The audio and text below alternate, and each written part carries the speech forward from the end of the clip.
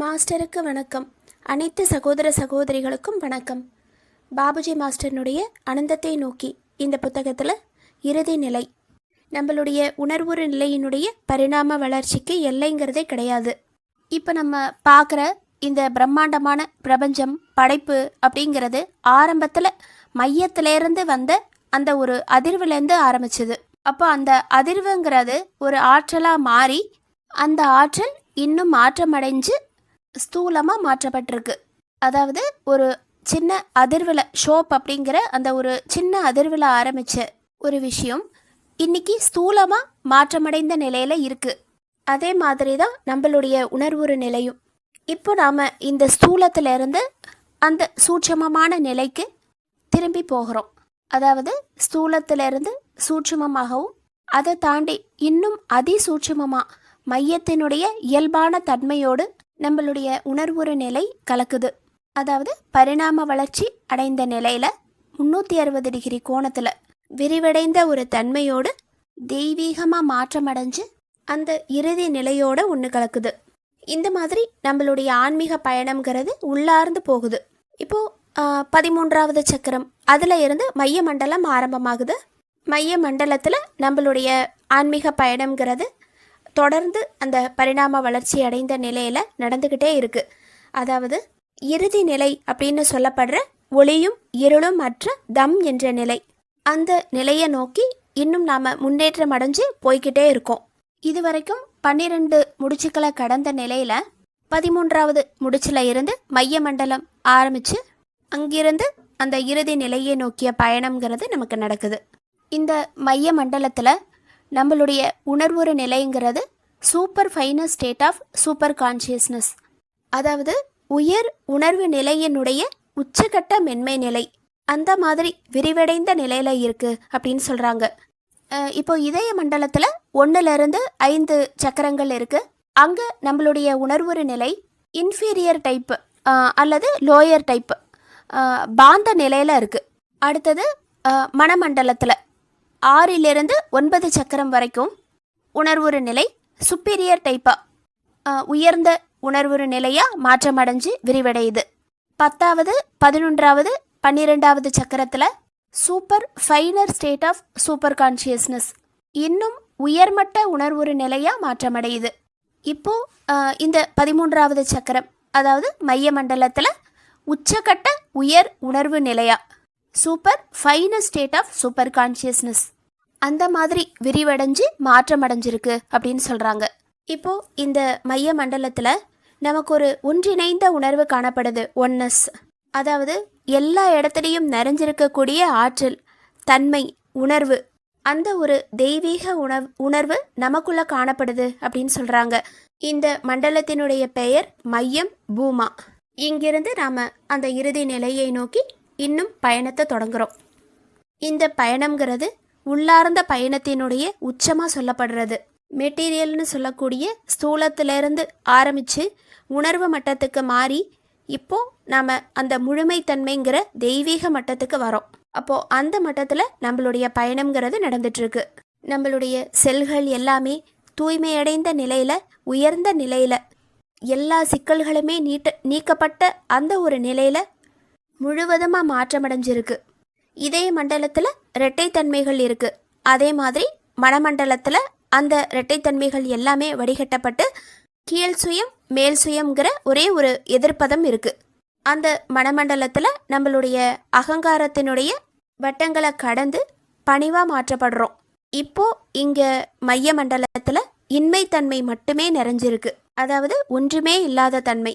அப்போது இங்கிருந்து பிரம்மத்தை நோக்கிய பயணமான பிரம்மகதி ஆரம்பமாகுது. நம்மளுடைய அகங்காரம் முழுவதுமாக பணிவாக மாற்றப்பட்ட நிலையில் தூய்மைத்தன்மையாக மாறி பிறந்த குழந்தையினுடைய வெகுடித்தனமாக மாற்றமடைஞ்சிருக்கு. அதாவது டோட்டல் இன்னசென்ஸ்.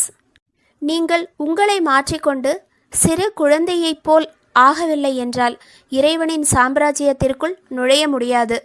இது பைபிளில் இயேசு கிறிஸ்து சொன்ன வரிகள். அந்த மாதிரி மாற்றப்பட்ட நிலையில் இந்த மைய மண்டலத்தில் நாம் இருக்கோம். இந்த இடத்துல தாய் தன்னுடைய பிறந்த குழந்தைய கவனிச்சுக்கிற மாதிரி தெய்வீகத்தினுடைய ஆதரவு, அதாவது குருவினுடைய ஆதரவு நமக்கு கிடைக்குது. குரு கங்காரு தன்னுடைய குட்டியை தூக்கிட்டு போகிற மாதிரி நம்மளை அரவணைச்சு கூட்டிகிட்டு போகிறாரு. நான், நீ, மனம், இதயம், மையம், இந்த மாதிரியான எந்த ஒரு பிரிவுமே இங்கே நமக்கு ஒரு உணர்வாகவே நமக்கு இருக்கிறதில்ல. எல்லாமே கரைஞ்சிருக்கக்கூடிய ஒரு நிலை. அகங்காரம் முழுவதுமாக தூய்மையடைந்த நிலையில் இருக்குது. எட்டர்னல் எக்ஸிஸ்டன்ஸ்ன்னு சொல்லக்கூடிய எல்லையில்லாத இருப்பு, அது மட்டும்தான் நிறைஞ்சிருக்கு நம்மளுடைய இதயமே ஒன்று கலந்த நிலையில். நம்மளுடைய உணர்வுறு நிலை உயர்ந்த நிலையில், அதாவது எல்லாத்தையும் தாண்டி அந்த உணர்வுறு நிலையையே உருவாக்கிய அந்த ஆற்றலை நோக்கி போகுது. அதாவது அந்த மையம், இறுதி நிலை, அந்த நிலையை நோக்கிய பயணம். அந்த இறுதி நிலைன்னு சொல்கிறது பிரபஞ்சத்தில் இருக்கிற எல்லாத்தையுமே உள்ளடக்கின ஒன்று. காலம், நேரம், இது எல்லாத்துக்குமே அப்பாற்பட்ட ஒன்று. இதை தான் பாபுஜி மாஸ்டர் சொல்கிறாங்க. அன்பு சகோதரர்களே, இதுவரைக்கும் நான் பேசின எதுவுமே முடிவாகாது.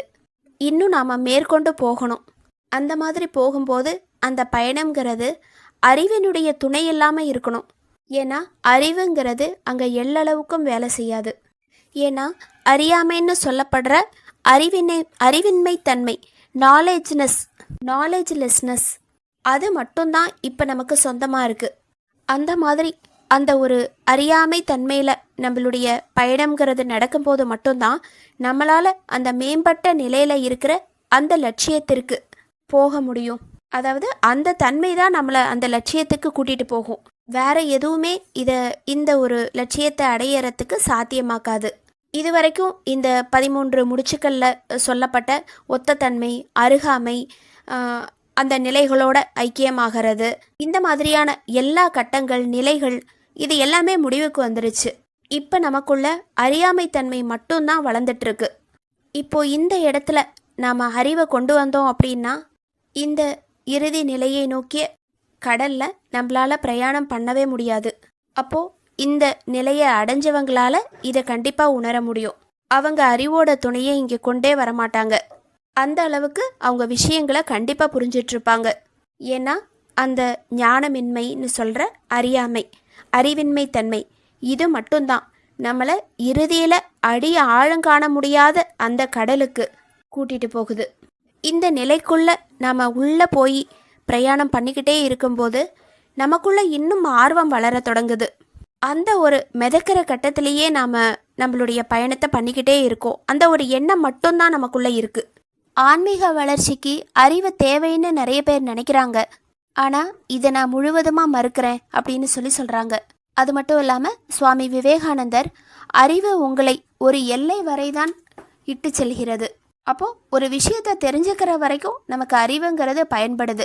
அதை தெரிஞ்சுக்கிட்டதுக்கு அப்புறமா அந்த இடத்துல உங்களுடைய அறிவுக்கு நீங்கள் மரியாதையோடு விடை கொடுத்து அனுப்பிவிட வேண்டும் அப்படின்னு சொல்கிறாரு. இன்னும் சொல்லப்போனால் நம்மளுடைய ஆன்மீக பயணத்துக்கு அறிவு தேவையே இல்லை. சாருஜி மாஸ்டர் சொல்கிறாங்க, அறிவுங்கிறது எதுக்காக? நமக்கு தவற வழிகாட்டக்கூடிய விஷயங்களில் அதுவும் ஒன்று. நிறைய புத்தகங்கள் படிக்கிறதுக்கும் பேருக்கு பின்னால் சில பட்டங்கள் போட்டுக்கிறதுக்கும் ஒருத்தனை அறிவாளின்னு மற்றவங்க சொல்கிறதுக்கும் மட்டும்தான் அறிவுங்கிறது தேவைப்படுது. உங்களுடைய வழியை உங்களால் அடையாளம் கண்டுபிடிக்க முடியலன்னா நீங்கள் படிப்பினால் என்ன பயன் இருக்க போகுது? நம்மளுடைய இந்த ஆன்மீக பயணத்தில் மாஸ்டர் தான் எல்லாமே. அவர் தான் உங்களுடைய வரைபடம். அவர் எல்லா வழிகளையுமே கண்டறிஞ்சவர். நாம் எந்த வழியில் கடந்து போகணும் அப்படிங்கிறத அவர் தெரிஞ்சுக்கிட்டு நமக்கு வழிகாட்டியாக இருக்கிறவர். அந்த ஒரு நன்றி உணர்வோடு நாம் அவரை முழுமையாக சரணடையும் போது நம்மக்கிட்ட இருக்கிற அறிவுங்கிறது விரட்டப்பட்டு அறியாமை நிலைங்கிறது ஆரம்பமாகுது அப்படிங்கிறத சொல்கிறாங்க. ஒரு முறை சாருஜி மாஸ்டர் பாபுஜி மாஸ்டரோட உட்காந்துட்டு இருக்கும்போது மக்கள் நிறைய பேர் பாபுஜி மாஸ்டர்கிட்ட பாபுஜி, போன முறை நான் வந்திருந்த போது நீங்கள் என்ன 2வது புள்ளிக்கு உயர்த்தினீங்க, இப்போ ஏன் நீங்கள் என்ன 3வது புள்ளிக்கு உயர்த்தக்கூடாது? இந்த மாதிரியும் நீங்கள் ஏன் என்ன மைய மண்டலத்திற்கு கூட்டிகிட்டு போகக்கூடாது? அதாவது ஏன் அந்த நிலைக்கு என்ன இட்டு செல்லக்கூடாது? இந்த மாதிரியும் நிறைய பேர் கேள்வி கேட்குறாங்க. இப்போ இந்த விஷயத்த சாருஜி மாஸ்டர் சொல்லிட்டு, மையத்தினுடைய மாஸ்டரே இங்கே இருக்கும்போது அவர் முன்னாடி இருந்துக்கிட்டு அவர் இருக்கக்கூடிய இடம்தான் மைய மண்டலம் அப்படிங்கிறது தெரியாமல் ஏதோ மைய மண்டலத்துக்கு போகணுன்னு ஆசைப்படுறாங்களே, இதை நினைக்கும் போது ரொம்ப அவமானமாக இருக்குது அப்படின்னு சொல்கிறாங்க. கடவுள் எங்கே இருக்காரோ அதுதான் கோவில். அப்போது குரு இருக்கிற இடம்தான் எல்லாமே. அவரை முழுமையாக சரணடையும் போது அறிவுங்கிறது நமக்கு தேவையே படாது. அந்த ஒரு நிலையில தான் நம்மளுடைய ஆன்மீக பயணம்ங்கிறது இருக்கணும் அப்படின்னு சொல்கிறாங்க. இப்போது இந்த இறுதி நிலையை நோக்கிய இந்த பயணத்தில் எதுவுமே இல்லாத அறியாமை தன்மை, ஒன்றுமில்லாத தன்மையில் நம்மளுடைய பயணம் நடந்துட்டுருக்கு. இந்த உள்ளார்ந்த அந்த பயணத்திற்கு படகுங்கிறதெல்லாம் கிடையாது. ஏன்னா எல்லாமே முடிஞ்சிருச்சு. எல்லா செயல்பாடுகளுமே முடிந்த நிலையில் எதுவுமே இல்லாமல் நாம் மேலும் போய்கிட்டே இருக்கோம். ஒன்றுக்கு பின்னாடி ஒன்றா ஒரு மயிர்கற்களையாக தாண்டி நீந்திக்கிட்டே போயிட்டுருக்கோம். அதாவது ஐஸ் கட்டிங்கிறது இறுகின நிலையில் இருக்குது, அது மரணம்னு சொல்லப்படுறது.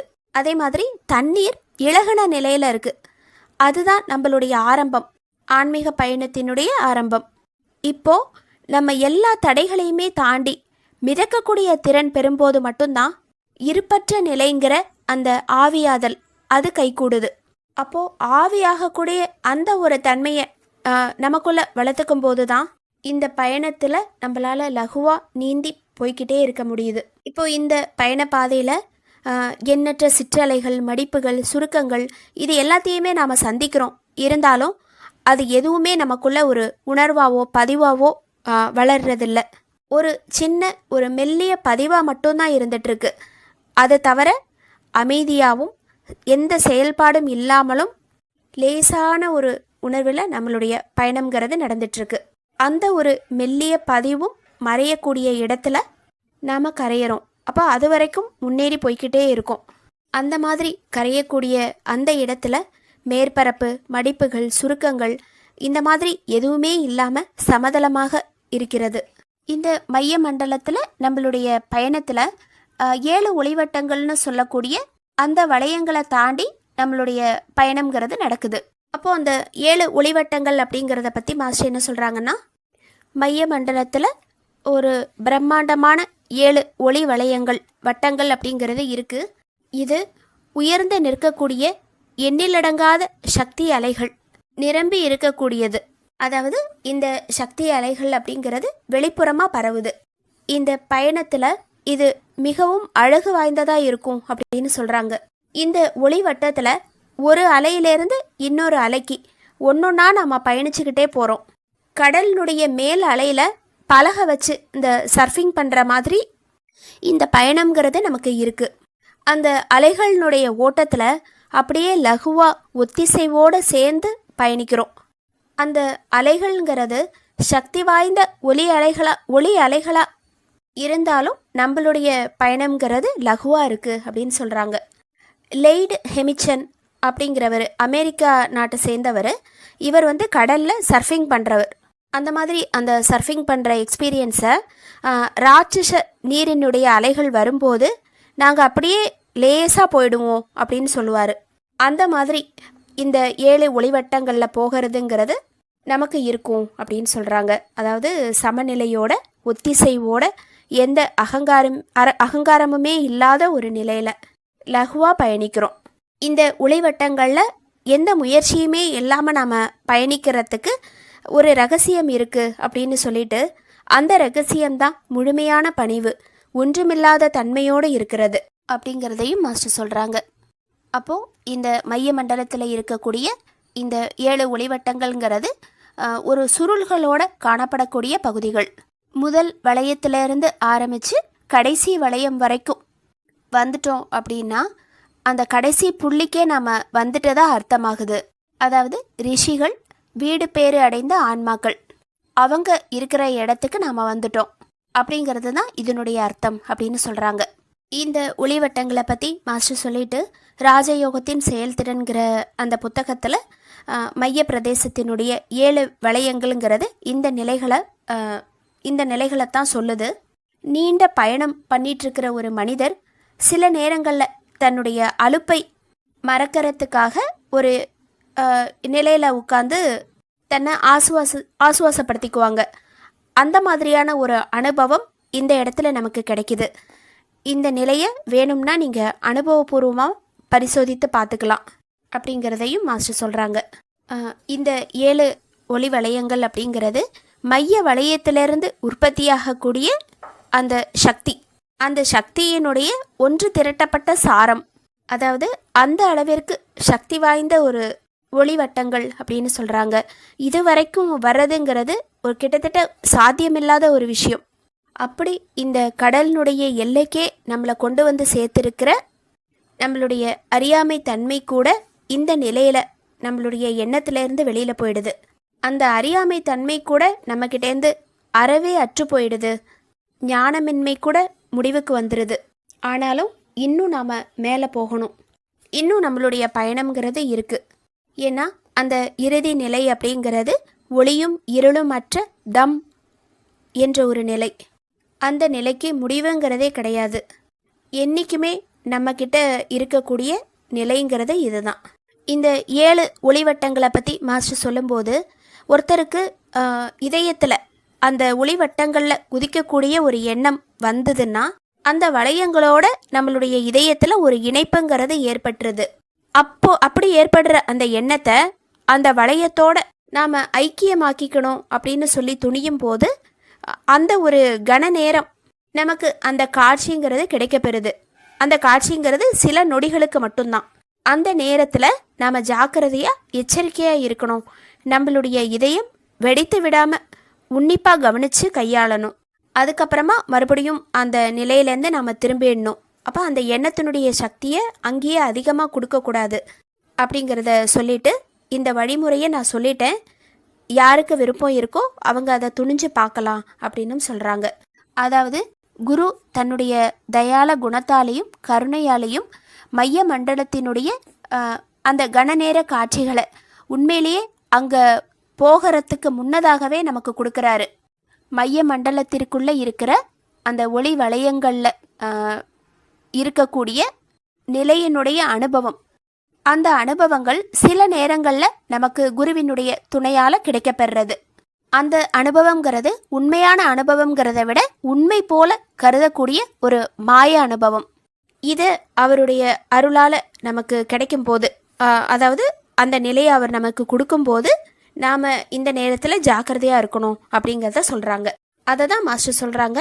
நம்மளுடைய இதயத்தில் அந்த வளையத்தோட இணைப்பு ஏற்படுத்திக்கணுங்கிற எண்ணம் வரும்போது நமக்கு மாஸ்டர் அந்த ஒரு சில நொடிகளுக்கு அந்த நிலையை நமக்கு கொடுக்குறாரு.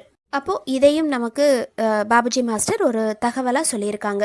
விருப்பம் இருக்கிறவங்க இதை எக்ஸ்பீரியன்ஸ் பண்ணி பாருங்க அப்படின்னு சொல்கிறாங்க. இந்த மாதிரி 7 ஒளிவட்டங்களை கடந்து இறுதி நிலையான தம் அப்படிங்கிற அந்த ஒரு நிலையை நோக்கி நம்மளுடைய பயணம்ங்கிறது நடக்குது. இப்போது அடுத்தது மையத்தை சுற்றி ஒரு வளையம் இருக்குது அப்படின்னு சொல்லிட்டு அதை பற்றி சொல்கிறாங்க.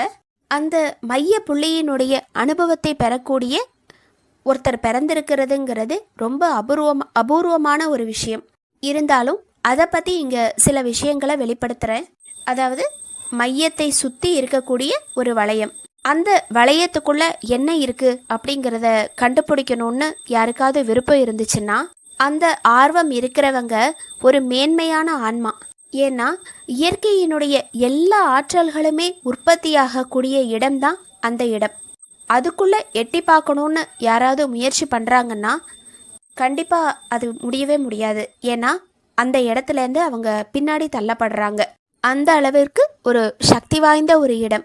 அதாவது ஒருத்தருடைய மனோசக்தியை பயன்படுத்தி அந்த இடத்துக்கு போகிறதுங்கிறது அவ்வளோ ஒரு சாதாரண காரியம் கிடையாது. அப்படி ஒருவேளை அந்த அதிர்ச்சிகள் எல்லாத்தையுமே ஏற்றுக்கிட்டு கடைசியாக அந்த இடத்த கண்டுபிடிச்சி அவங்க போகிறாங்க அப்படின்னாலும் அதை பற்றி சொல்கிறதுக்கு வார்த்தைகள்ங்கிறது கிடையாது. ஏன்னா அப்பேற்பட்ட இடம் அது அப்படின்னு சொல்கிறாங்க. பாபுஜி மாஸ்டர் ஒரு முறை இந்த வளையத்திற்குள்ளே எட்டி பார்க்க முயற்சி பண்ணி பின்னுக்கு தள்ளின அவருடைய அனுபவத்தை சொல்கிறாரு. மையம் அப்படிங்கிறது கண்டிப்பாக கடவுள் தான். இந்த பிரபஞ்சம், மற்ற படைப்புகள், இது எல்லாமே அங்கேருந்து தான் வருது. அப்போது எல்லாத்திற்குமே ஆதாரங்கிறது மையம்தான் அப்படின்னு சொல்லிட்டு ஒருத்தர் தன்னுடைய கற்பனையில் மையத்தை தியானம் செய்யறதுக்குரிய ஒரு பொருளாக எடுத்துக்கலான்னாலும் அந்த இறுதி மையத்தின் மேலேயே யாராவது தியானம் செய்ய முயற்சிக்கிறாங்கன்னா அவருடைய முயற்சிகள்ங்கிறது வெற்றி அளிக்காது. அதனால தான் அந்த முயற்சிங்கிறது யாரும் செய்யக்கூடாதுன்னு சொல்லி தடை விதிக்கப்பட்டிருக்கு. மாஸ்டர்கிட்ட பிரார்த்தனை பண்ணிக்கிட்டு ஒரு முறை மையத்தை சுற்றி இருக்கிற அந்த வளையத்திற்குள்ள நுழையறதுக்கு 2 தடவை முயற்சி பண்ணி பார்த்துருக்கேன். ஆனால் ஒரு முறையும் வெறும் 2 அல்லது 3 வினாடிகள் மட்டும்தான் முயற்சி பண்ணினேன். அந்த விளிம்பில் இருக்கிற வளையத்தினுடைய அளவற்ற சக்தியினுடைய காரணமாக என்னால் அதை கொஞ்சம்தான் எட்டி பார்க்க முடிஞ்சதே தவிர அதன் மேலே தியானம் பண்ணுறதுக்கு முடியவே இல்லை. இதயத்தில் ஒரு பலத்த பாதுகாப்போடையும் மாஸ்டருடைய பலத்த துணையோடையும் அந்த விஷயத்தை நான் செஞ்சும் என்னால் அது அந்த ஒரு நிலையில் தியானம் செய்ய முடியல. ஏன்னா அந்த நேரத்தில் இதயத்தில் ஏற்பட்ட அழுத்தம்ங்கிறது தாங்க முடியாத அளவுக்கு அதிகமாக இருந்தது. அது மட்டும் இல்லாமல் அங்கேருந்து வெளிப்பட்ட ஒரு வலிமையான சக்தி என்னை பின்னாடிக்கு தள்ளிருச்சு. அப்போது அந்த வளையத்தை நெருங்கிறது கூட ரொம்ப கஷ்டமாயிடுச்சு. இப்படி நான் 2 முறைக்கு முயற்சி பண்ணி பார்த்ததை தெரிஞ்ச ராலாஜி மாஸ்டர் என்னை கடுமையாக கண்டித்து இனிமே இப்படி செய்யக்கூடாது அப்படின்னு சொல்லியும் எச்சரிக்கை கொடுத்தாரு அப்படின்னு சொல்கிறாங்க. இந்த அனுபவத்தை மாஸ்டர் பகிர்ந்துக்கிறாங்க. அப்போது இந்த நிலை அப்படிங்கிறது மனித அணுகுதலினுடைய இறுதி வரம்பு, அதாவது இறுதி எல்லை. இதுவரைக்கும் இதுக்கு அப்பால் யாருமே போனது கிடையாது. வருங்காலத்தில் யாருக்காவது முடியுமா அப்படிங்கிறத அவங்களே தீர்மானிச்சுக்கட்டும். ஆனால் இந்த புள்ளி வரைக்கும் முன்னேறதுங்கிறது நிச்சயமாக சாத்தியமற்றது அப்படிங்கிறத மாஸ்டர் சொல்கிறாங்க. அப்போது இறுதி நிலையை நோக்கிய இந்த பயணத்தில் மைய மண்டலத்திலிருந்து நாம் பிரயாணம் பண்ணிகிட்ருக்கோம். அப்போது அதில் நாம் சந்திக்கிற 7 ஒளிவட்டங்கள், அதை தாண்டி அதை கடந்து போகும்போது மையத்தை சுற்றி இருக்கிற அந்த ஒரு வளையம், இது 2 பற்றியும் மாஸ்டர் இதில் சொல்லியிருக்காங்க. மாஸ்டருக்கு நன்றி. அனைத்து சகோதர சகோதரிகளுக்கும் நன்றி.